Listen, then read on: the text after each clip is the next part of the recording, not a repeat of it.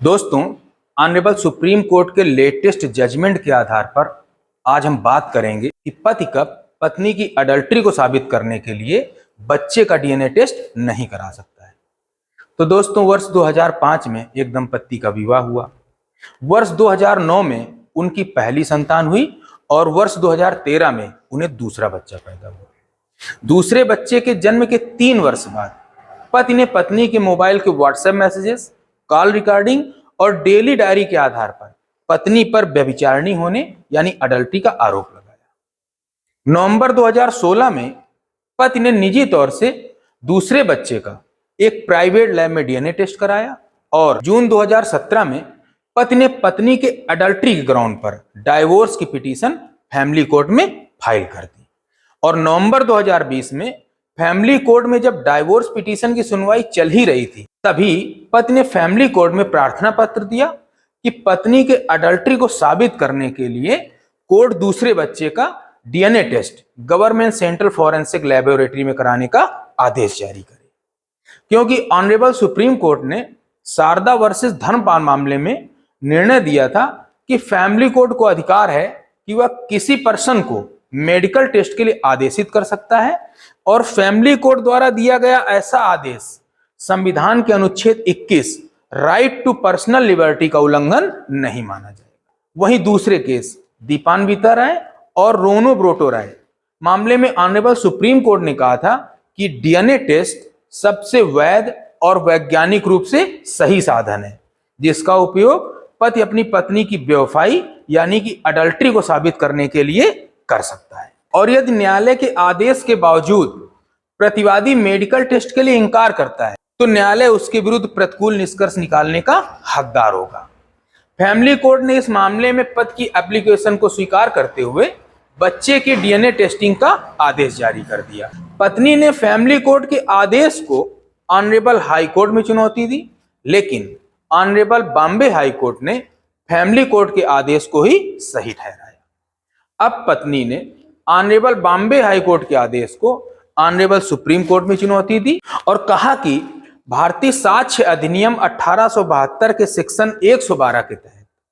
वैध विवाह से उत्पन्न संतान अपने पिता की संतान होने का निर्णायक सबूत होती है। इसलिए बच्चे की वैधता को खारिज करने के लिए अब अदालत पति को और किसी भी सबूत को पेश करने की अनुमति नहीं दे सकता। तो दोस्तों, भारतीय साक्ष्य अधिनियम 1872 के सेक्शन 112 में कहा गया है कि यदि किसी व्यक्ति का जन्म उसकी मां और किसी पुरुष के वैध विवाह के दौरान हुआ है या उसकी मां के डाइवोर्स के 280 दिनों के अंदर हुआ है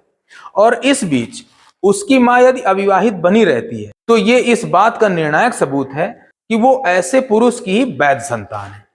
जब तक कि यह साबित नहीं कर दिया जाता कि उसकी मां और ऐसे पुरुष के बीच कोई पहुंच नहीं थी, जबकि उसका जन्म हो सकता था। तो दोस्तों, इसे ऐसे भी समझा जा सकता है कि जैसे किसी महिला और पुरुष का विवाह होता है और विवाह के बाद पुरुष 1 वर्ष के लिए विदेश प्रवास में चला जाता है और पुरुष 12 महीने के बाद जब वापस लौटता है तो उसी महीने उसकी पत्नी को संतान पैदा हो जाती है, तो माना जाएगा कि संतान उस पुरुष की संतान नहीं है, क्योंकि पुरुष 12 महीने के विदेश प्रवास में था। इसलिए पुरुष को न्यायालय में अपने विदेश प्रवास में रहने का सबूत देना होगा। इसी प्रकार यदि महिला और पुरुष के वैवाहिक संबंध बने रहते हैं, चाहे भले ही उनके बीच पारस्परिक यौन संबंध न बने हों, लेकिन यदि उनके बीच में यौन संबंध बनाने के अवसर उपलब्ध थे, तो यह माना जाएगा कि पैदा हुई संतान उस पुरुष की वैध संतान है, जब तक कि इसे अन्यथा साबित नहीं कर दिया जाता है। क्योंकि इस मामले में पत्नी ने बच्चे की डीएनए टेस्टिंग कराने का विरोध किया था, इसलिए पति ने ऑनरेबल सुप्रीम कोर्ट में इसी अधिनियम की धारा 114H का सहारा लिया और कहा कि पत्नी का डीएनए टेस्टिंग कराने से इनकार करना भी पत्नी के विरुद्ध एक सबूत माना जाना चाहिए, क्योंकि भारतीय साक्ष्य अधिनियम 1872 की धारा 114H कहता है कि जब कोई व्यक्ति किन्हीं प्रश्नों का जवाब देने से इनकार करता है, हालांकि कानूनन उस व्यक्ति को उन प्रश्नों का उत्तर देने के लिए मजबूर नहीं किया जाता है, तब न्यायालय मान सकेगा कि यदि वह व्यक्ति उन प्रश्नों के उत्तर देता तो वो उत्तर उस व्यक्ति के विरुद्ध होते। ऑनरेबल कोर्ट ने कहा कि सेक्शन 112 बेवजह की इंक्वायरी को रोकता है, क्योंकि वैध विवाह होने के बाद जन्मा बच्चा वैध संतान होने का निर्णायक सबूत माना जाता है। जब तक यह साबित नहीं कर दिया जाता है कि महिला और पुरुष की उसके जन्म के समय आपस में पहुंच नहीं थी। माननीय अदालत ने कहा कि महिला और पुरुष में पहुंच होने या न होने का मतलब उनके बीच पारस्परिक यौन संबंधों के बनने से नहीं है, बल्कि उनके बीच यौन संबंध बनाने के लिए उपलब्ध अवसरों के मौजूद होने से है। और इस केस में पति ने कहीं नहीं कहा है कि दूसरे बच्चे के जन्म के दौरान पति और पत्नी साथ नहीं रह रहे थे। माननीय न्यायालय ने यह भी कहा है कि इस केस में महिला को दोहरे रोल अदा करने पड़ रहे हैं, एक प्रतिवादी की पत्नी होने का और दूसरा बच्चे की मां होने का। और यदि पत्नी अपने लाभ के लिए डीएनए टेस्ट से इंकार करती तो न्यायालय पत्नी के विरुद्ध निष्कर्ष निकाल सकता था।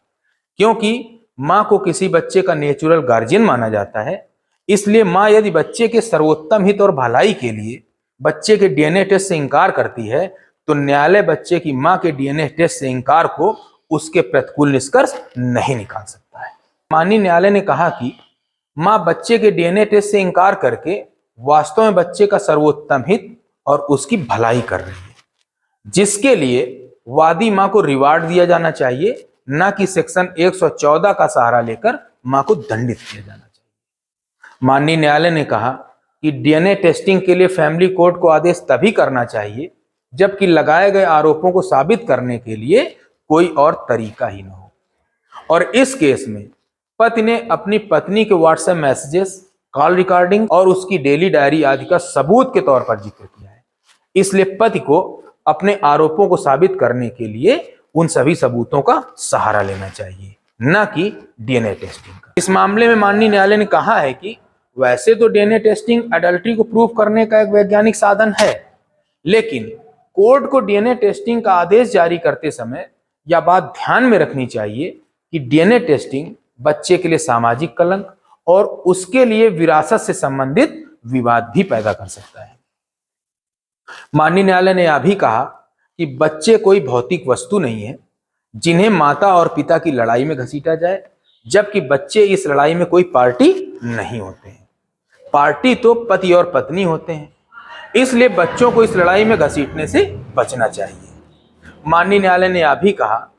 कि अपने पिता की पहचान को लेकर एक बच्चे के माइंड में कंफ्यूजन क्रिएट हो सकता है और बच्चे को जब यह पता चलता है कि जिस व्यक्ति ने उसे पाल पोस कर बड़ा किया है